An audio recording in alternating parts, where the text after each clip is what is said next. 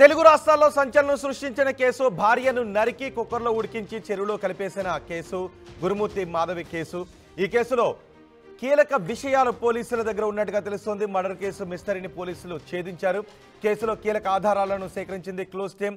హత్య తర్వాత శరీరాన్ని ముక్కలు ముక్కలుగా చేసి కుక్కర్లో ఉడకబెట్టి చెరువులో కలిపేశాడు ఈ గురుమూర్తి. అయితే హత్య తర్వాత శరీరాన్ని ముక్కలు ముక్కలుగా చేయడానికి వాడిన వస్తువులపై రక్తపు మరకలను గుర్తించినట్టుగా తెలుస్తోంది. ఫోరెన్సిక్ నిపుణులు రక్తపు మరకలను గుర్తించినట్టుగా తెలుస్తోంది. హత్యకు ముందు మాధవిని విచక్షణారహితంగా కొట్టాడు గురుమూర్తి దాడిలో అక్కడికక్కడే చనిపోయింది మాధవి మృతిపై తల్లిదండ్రులు ఏమంటారోననే అనుమానంతో శరీరాన్ని మాయం చేసేస్తే ఎవరికి దొరకకుండా ఉంటాము అనే అతి తెలివితో ఈ క్రూరంగా ఆ భార్యను ముక్కలు ముక్కలుగా చేసి ఆ తర్వాత కుక్కర్లో ఉడకబెట్టి డ్రై చేసి పొడించేసి చెరువులో కలిపేశాడు గురుమూర్తి. ప్రస్తుతం పోలీసులు అదుపులో ఉన్నాడు గురుమూర్తి. పోలీసులు అన్ని ఆధారాలను సేకరిస్తూ ఉన్నారు. చాలా నిశ్చితంగా ఈ కేసును ఇన్వెస్టిగేట్ చేస్తున్నారు. డెడ్ బాడీని మాయం చేయడానికి గురుమూర్తి వెబ్ సిరీస్లు కూడా చూశాడు. మృతదేహం ఆనవాళ్లు దొరకకుండా ప్లాన్ చేశాడు. అలాగే ఇంట్లో ఎటువంటి వాసన రాకుండా కొన్ని రకాల లిక్విడ్స్ని కూడా చల్లాడు గురుమూర్తి. ఇప్పుడు పోలీసులు కీలక ఆధారాలను సేకరించినట్టుగా తెలుస్తోంది. మా ప్రతినిధి దేవిక ఉన్నారు పూర్తి సమాచారం అందించడానికి. దేవిక, ఎటువంటి కీలక ఆధారాలు పోలీసుల దగ్గర ఉన్నాయి? గురుమూర్తిని ఫిక్స్ చేయడానికి కావలసిన కీలక ఆధారాలు లభించాయా?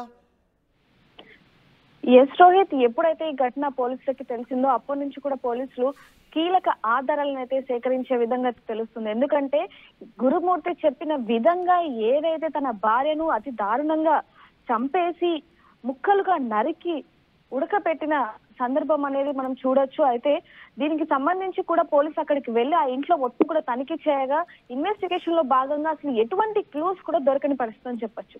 ఇదే కోణంలో గురుమూర్తి కూడా పోలీసులకి సవాల్ విసిరిన పరిస్థితిని కూడా పోలీసులు ఎదుర్కొన్నారని చెప్పొచ్చు. అయితే మళ్ళీ ఇంకొకసారి అంటే దాదాపు 2-3 సార్లు అతని స్టేట్మెంట్ ని అలాగే పిల్లల స్టేట్మెంట్ ని తల్లిదండ్రుల స్టేట్మెంట్ వీళ్ళందరినీ కూడా తీసుకున్న తర్వాత గురుమూర్తి 2-3 వర్షన్స్ చెప్పడం జరిగింది.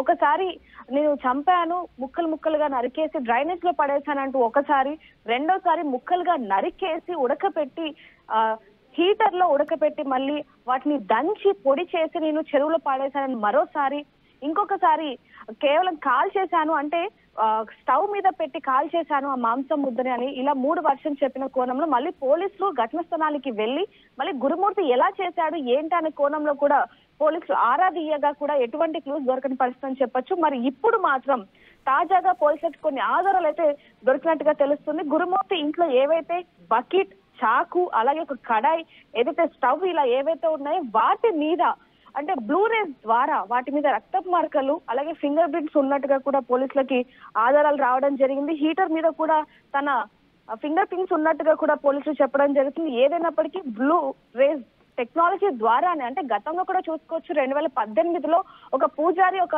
చిన్న బాలికను బలిస్తున్న సందర్భంలో కూడా ఆ కేసులో కూడా బ్లూ రేస్ ద్వారానే ఆ పూజారిని పట్టించిన సందర్భాన్ని కూడా మనం చూసాం. ఇప్పుడు కూడా ఇదే టెక్నాలజీని వాడి ఈ కేసుని ఛేదించడంలో పోలీసులు ముందుకు వెళ్తున్నట్టుగా అయితే తెలుస్తుంది రోహిత్. రైట్, అంటే ఫోరెన్సిక్ రిపోర్ట్ ఇంకా ఎన్ని రోజుల్లో వచ్చే అవకాశం ఉంటుంది? ఫోరెన్సిక్ రిపోర్ట్ ఇక్కడ కీలకం అని అంటూ ఉన్నారు.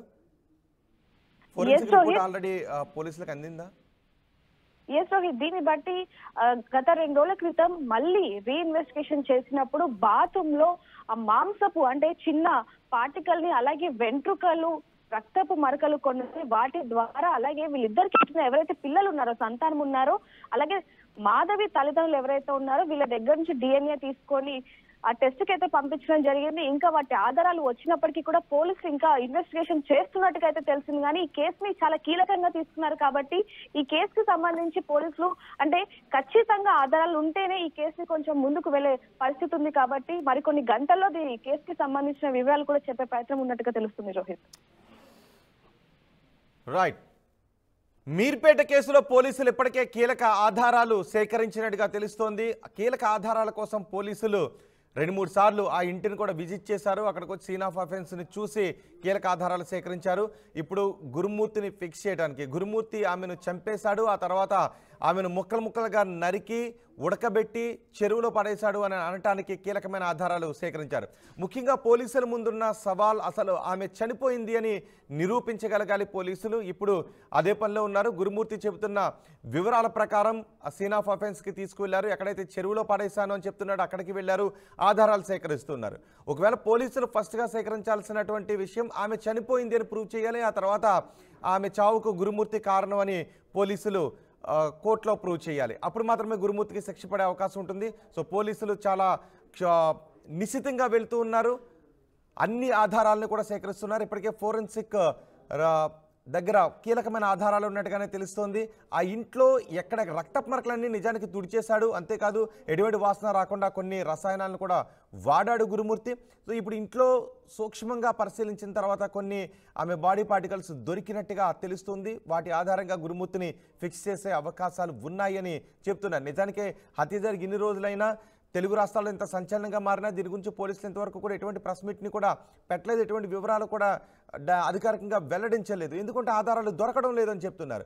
ఆ దొరికిన ఆధారాలు గురుమూర్తిని ఫిక్స్ చేయడానికి ఎంతవరకు ఉపయోగపడతాయి అన్న దానిపైన ఫోరెన్సిక్ నిపుణులతోనూ న్యాయ నిపుణులతో కూడా మాట్లాడుతున్నారు. ఇతర రాష్ట్రాల పోలీసు అధికారులతో కూడా మాట్లాడుతున్నారు. పూర్తిగా సాక్ష్యాలు దొరకకుండా ఒక వ్యక్తి హత్య చేసినప్పుడు ఆ కేసును ఎలా ఇన్వెస్టిగేట్ చేస్తారనే విషయాలు ఇతర రాష్ట్రాల పోలీస్ టీంలతో కూడా మాట్లాడి తెలుసుకుంటున్నారు. దాదాపు గురుమూర్తి హత్య చేశాడు అని నిర్ధారించడానికి కావలసిన ఆధారాలు దొరికినట్టుగా తెలుస్తోంది.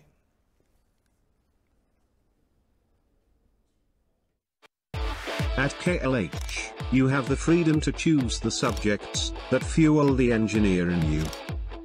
KLH deemed to be university.